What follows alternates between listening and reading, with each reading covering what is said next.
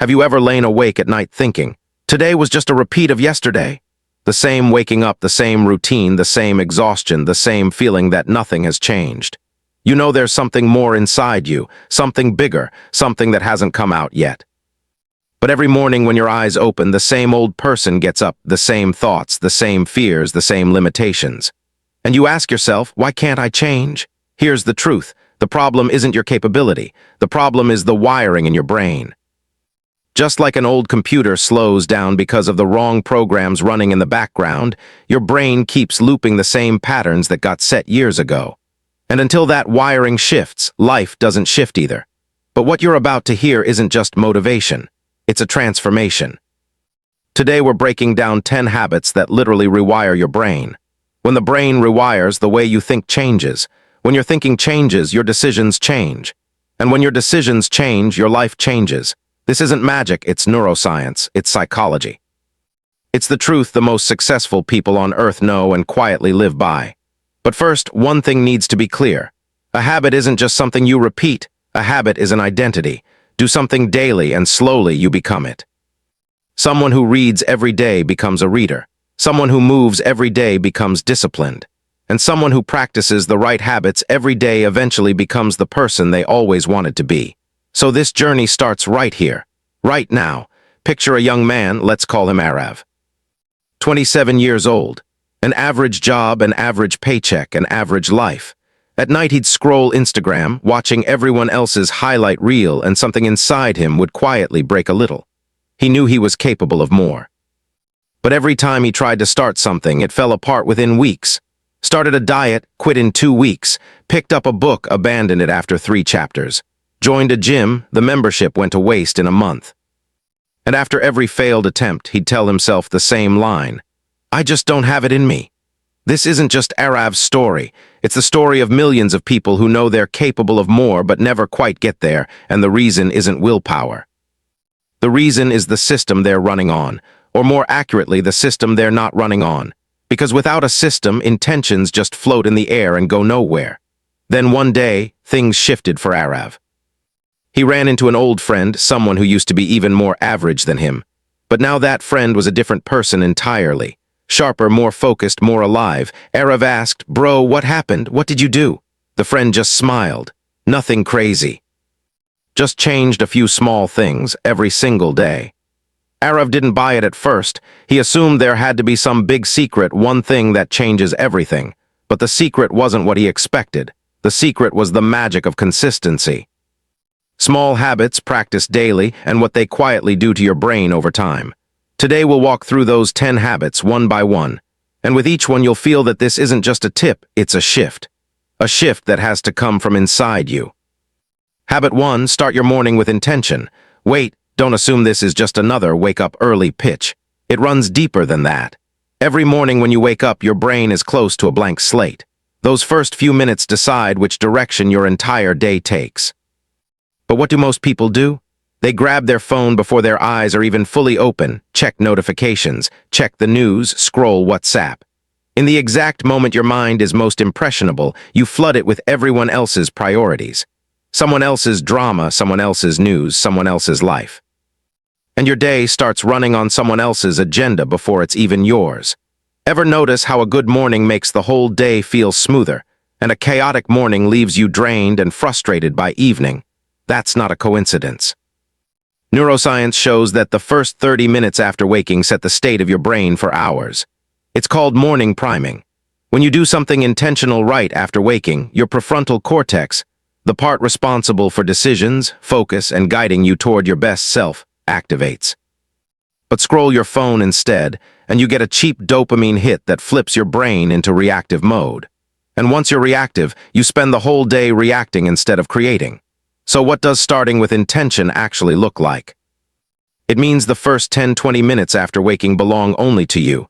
Some people meditate briefly. Some write down the one task that matters most today. Some just sit quietly with a glass of water and think about their day. The format doesn't matter. What matters is that the time is entirely yours. That's exactly what Arav did. One small change, no phone as the first thing he touched in the morning, just 15 minutes. In those 15 minutes, he wrote one line in a notebook. What do I want to do today that will make me feel good? That's it. No elaborate ritual, no 5 a.m. club, just one small intention, and within the first week, he felt the difference. His days were more focused. He was less reactive. There was a quiet confidence in him that hadn't been there before, because when you choose your own morning, you start choosing your own life. This one small habit sends a powerful message to your subconscious. I drive my life. I don't react, I create. And when that message repeats daily, the brain starts believing it. And whatever the brain believes, the person eventually becomes. Habit 2, protect your focus. We live in a world engineered to steal your attention every second. Every app, every notification, every reel, every headline, they're all competing for one thing, your attention. Because your attention is your most valuable resource. Wherever your attention goes, your energy follows. And wherever your energy goes, your life follows. Think about how many times a day you check your phone. Research shows the average person checks it around 96 times a day. That means your brain gets interrupted roughly every 10 minutes. And every time it's interrupted, it takes about 23 minutes to fully refocus on the original task. So if you're checking your phone 96 times a day, technically you're never fully focused. You're only ever skimming the surface of whatever you're doing. Depth never happens. That's exactly why you feel exhausted by the end of the day but can't point to anything meaningful you actually did. That exhaustion is shallow work exhaustion, the tiredness that comes from doing a lot without doing anything that matters. There's a real difference between deep work and shallow work. Deep work is sustained, distraction-free focus on one thing that uses your real capability. Shallow work is what you do on autopilot, emails, messages, scrolling, back-to-back meetings, both eat time. Only deep work produces real results. Protecting your focus means deliberately building distraction-free zones. Set a time block where your phone is out of reach, notifications are off, and you're doing exactly one thing. It'll feel hard at first, genuinely hard, because your brain is addicted to distraction. But practice it daily, and within a few weeks something remarkable happens. Your focus starts behaving like a muscle. Because it is one. The more you use it, the stronger it gets. The more you let distraction win, the weaker it gets. Erev adopted this habit by blocking 2 hours every morning with his phone on airplane mode. The first week was uncomfortable. He kept reaching for his phone out of habit. But he held the line, and by the third week he was stunned. He was getting more done in those 2 hours than he used to in an entire day. His output hadn't tripled. His focus had gone 3 times deeper. And work that comes out of deep focus is never ordinary. It's your best thinking, your best work. It's the kind of work the world actually notices. Habit 3, do one hard thing every day. This one sounds simple, but it's arguably the most powerful psychological tool you can use on yourself. Every time you do something that makes you uncomfortable, something that pushes past your comfort zone, your nervous system receives a signal. I can handle a challenge. Repeat that signal daily, and it builds a new identity, one that doesn't run from problems, doesn't shrink at difficulty, but looks at a challenge and says, "All right, let's see about that." Most people stay in their comfort zone because discomfort feels painful, and the brain is naturally wired to avoid pain. It's a survival instinct. But people who build extraordinary lives have figured out one secret. Discomfort is temporary, growth is permanent. Every time you do something hard and follow through, your brain rewires a little. New neural connections form, a new pattern gets set, and slowly what was once difficult becomes normal, so you choose something harder next. That's the real cycle of growth. A hard conversation you've been avoiding. A project you're scared to start. A skill that feels intimidating to learn. A tough workout. A creative project that makes you afraid of being judged. Pick one of these every day, just one, and do it. It doesn't need to be finished. It just needs to be started, because starting is the real win. The rest, your brain handles on its own. For Arav, the hardest version of this was public speaking. His hands would shake during office presentations. So he decided, once a week he'd say something in a team meeting, even one line, even if it came out clumsy. Just say it. The first time he was nervous, his voice wavered slightly, but he got through it. And that night he felt a strange satisfaction, a pride he'd never felt from staying comfortable. 2 months later, he was presenting confidently. 6 months later, he was promoted to team lead. One habit changed the trajectory of his career. It wasn't magic, it was compound effect. One small daily discomfort that slowly became a real strength. And people who practice this daily eventually meet the person they always wanted to become. Habit 4. Finish what you start. This one connects to a real psychological effect called the Zeigarnik effect, a documented phenomenon where the brain holds onto unfinished tasks, and those unfinished tasks quietly become a mental load. Start 10 things and leave all 10 incomplete, and your brain keeps carrying every one of them in the background, like a phone with 20 apps running at once. Battery drains fast, performance slows down. Your mind works the same way. Unfinished tasks silently consume your mental energy without you even realizing it, which is exactly why so many people feel wiped out by the end of the day despite not doing much. That fatigue is the fatigue of open loops, so the habit is, close what you open. But here's the nuance. This doesn't mean forcing every single project to 100% perfect completion. It means consciously deciding, either finish it or consciously let it go. What you have to stop doing is passive abandonment, the I'll get to it tomorrow, that quietly becomes never. That's what drains the most mental energy. Try this simple exercise. List everything unfinished, half-done courses, half-read books, projects that never launched. Then decide one by one, complete it or officially close it. Making that decision alone brings relief because your brain registers this loop is closed. And when mental space clears up, there's finally room for what actually matters. Arav made this list, 11 incomplete things on it. He officially dropped 8, finished 3, and that night he slept better than he had in months. Habit 5. Consume less, create more. We're a generation that's become expert consumers. Netflix, YouTube, Reels, podcasts, books, courses, we're constantly taking in input. And that's not inherently bad. Knowledge matters, entertainment matters. The problem starts when consumption becomes the whole diet, when you only ever watch other people's creativity and never make anything yourself. Creation is what makes you feel alive. When you build something, write, speak, design, cook, or solve something, your brain releases dopamine, but it's a different kind than consumption dopamine. It's deeper, longer lasting. It's the satisfaction you feel lying in bed at night thinking, I made something today. Consumption's dopamine is temporary. Creation's satisfaction sticks. Psychology has a concept called flow state, being so absorbed in creative work that time disappears and you're fully present. Research shows people who regularly experience flow report dramatically higher happiness and life satisfaction. But flow only shows up when you create, never when you consume. So the practical shift, spend at least 30 minutes a day on something creative. It can be anything, a journal entry, a sketch, a voice note where you just think out loud, explaining an idea to someone, writing, building. It doesn't need to be public.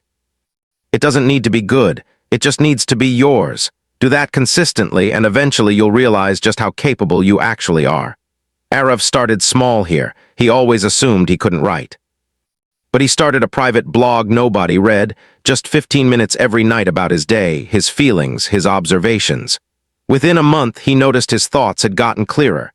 His self-awareness had grown. One day he showed the blog to a friend who said, "Dude, you're actually a good writer." Arav genuinely didn't believe it. He'd been so busy consuming that he never realized what was already inside him. Creation introduced him to himself. That's the real gift of this habit. You discover who you are. Habit 6. Move your body every single day. This isn't about joining a gym or chasing abs. It's about a biological truth science has confirmed over and over. Movement changes your brain chemistry, literally makes you feel better, think better, and get stronger. There's a protein called BDNF that scientists call brain fertilizer. Exercise triggers its release. It grows new neurons, improves learning, sharpens memory, and reduces symptoms of depression.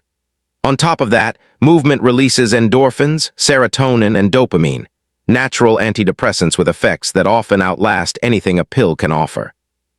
Most people skip this gift because motivation doesn't show up first. But here's the actual insight. Motivation follows movement, not the other way around. Don't wait to feel motivated. Move first and motivation catches up. That's brain science. Moving your body improves your mood almost immediately, and a better mood makes you feel more motivated. So the habit isn't 1 hour at the gym every day. The habit is, do something physical every day, a 10-minute walk, stretching at home, taking the stairs, dancing alone in your room. The form doesn't matter. That it happens does. Erev just started with a 20-minute walk daily, no earphones, just walking.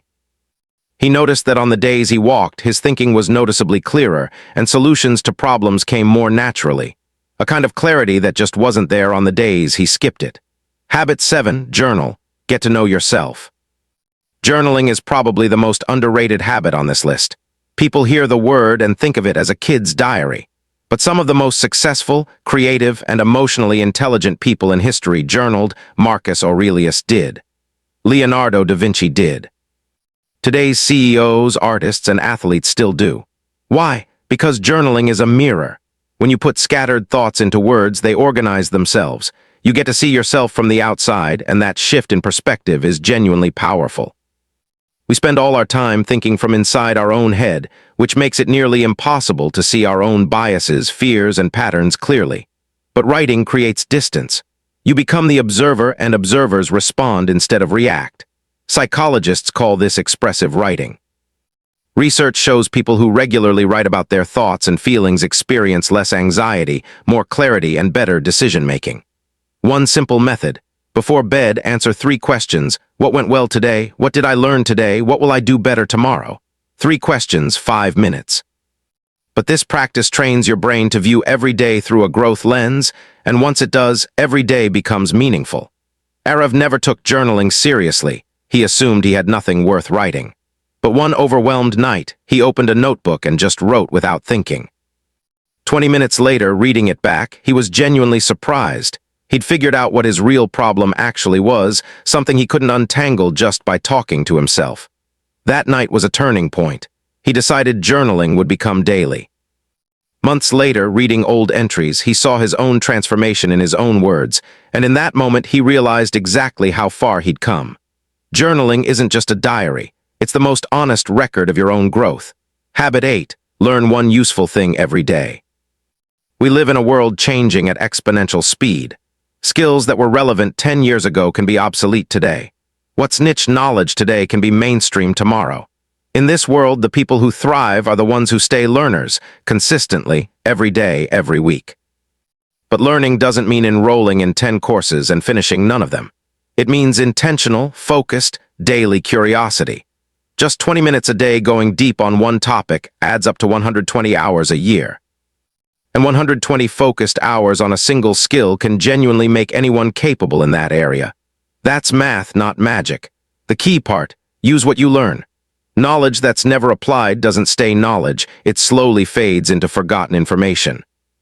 So the same day you learn something, explain it to someone, even if it's just to yourself, in a journal, or to a friend. This is called the teaching effect. Explaining something to someone else deepens your own understanding roughly threefold. Arev decided to watch one useful YouTube video a day on some skill. Someone else might read one page of a book a day or listen to one podcast episode. The format is yours to choose, the intention has to be clear. What will I learn today?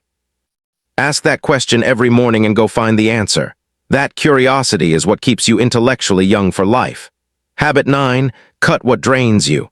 This is the hardest habit on the list, which is exactly why most people never do it. We all carry things in our lives that quietly drain us. Toxic relationships, time-wasting habits, negative environments, commitments that don't match our values. And we keep carrying them anyway. Why? Because letting go feels painful, because guilt shows up, because we keep hoping it'll change on its own.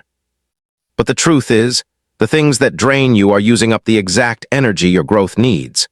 Picture a phone at 100% battery, but with 20 unnecessary apps running in the background, it'll drain by evening regardless. That's exactly what happens to you. You won't have energy left for what actually matters. There's a simple test to identify what's draining you. After any interaction, place, or task, ask yourself honestly, do I feel energized or drained? That one honest question reveals a lot. Whatever consistently drains you, start reducing it. Not overnight. Some relationships you can't cut suddenly. Some commitments take time to unwind, but get the direction clear. Every week, put a little more distance between yourself and one draining thing. Every week, give a little more space to one energizing thing. The shift happens slowly, but when it happens, you feel it. A lightness, a freedom, the feeling that you're finally living for yourself. Arev realized 3 of his friendships consistently left him feeling worse after hanging out. He created distance, and noticed immediately that with that distance came more mental space, more energy, more clarity. It wasn't a guilty decision because he'd finally understood protecting your own energy isn't selfish, it's necessary. You can only show up well for others when you're actually well yourself. Nobody can pour from an empty cup, fill your own first, and that only happens when you stop letting yourself get drained. One more thing worth saying here, alongside cutting what drains you, actively build what energizes you. Activities that make you feel alive. People who leave you feeling better after you see them. Environments that inspire you. Subtraction alone isn't enough, addition matters just as much. That balance is what lets you actually thrive. Habit 10, build consistency, not perfection. And now the last and maybe the most transformative habit. This is the trap that catches talented, ambitious, capable people more than any other, the perfection trap. I'll start when conditions are perfect. I'll start when I'm fully ready. I'll start when I have enough time. That moment never comes because conditions are never perfect, you're never fully ready, and time is never conveniently available. Perfectionism is procrastination wearing a nice disguise. It feels like holding yourself to a high standard, but underneath, it's fear, fear of failure, fear of judgment, fear of looking imperfect. And that fear is exactly why nothing gets done. Consistency doesn't mean performing perfectly every single day. It means showing up every day, even at 10% energy, even half-heartedly, even doing very little, but showing up. Because one imperfect action beats 100 perfect intentions. Compound effect only works when you take small steps consistently. Getting 1% better in one day sounds insignificant. But 1% daily improvement over 365 days makes you roughly 37 times better. That's math, not magic. So the habit is, set a non-negotiable daily minimum, something so small that failing feels almost impossible. 5 minutes of journaling, a 10-minute walk, 1 page of reading, 1 push-up. It sounds almost laughably small, but it works, because doing that minimum every single day builds identity. I'm someone who walks daily. I'm someone who reads daily. I'm someone who creates daily. That identity shift is the single most powerful thing that can happen to you. Because once you see yourself that way, your decisions automatically start aligning with that identity. Arev adopted this habit last, and realized it was actually the one holding all the others together. On days with zero motivation, he still did the minimum. On exhausted days, on chaotic days, still the minimum. And that consistency built a solid foundation, the one his entire new life eventually stood on. Arev's story didn't end the way movies do. There was no dramatic overnight transformation, no single moment where everything changed. The change was slow, so slow he barely noticed it happening. But nearly a year later, he came across an old photo of himself, and the person in that photo wasn't him anymore, not physically, not mentally. That old version had a tiredness in his face, a dullness. The current version had an aliveness, a spark that hadn't been there before. He looked at that photo and his eyes filled up not tears of regret, tears of pride. He realized he had built himself, habit by habit, day by day, no magic, no shortcut. Just small daily choices, and that's the real truth. Your life is a reflection of your habits. As the habits, so the life. That might sound harsh, but it's also empowering because it means you can design your own life one habit at a time. You don't have to change everything at once.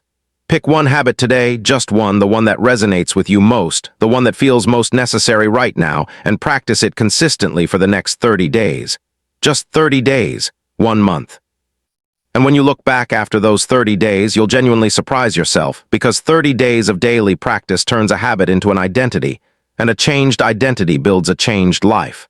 This road isn't easy, but it's worth every step of it. Closing, this journey is yours. If you've made it this far, there's one thing I want to say from the heart. This wasn't just an audiobook. It was an invitation to the life you actually want to live. A life where you wake up excited every morning. Where you don't watch your own potential go to waste.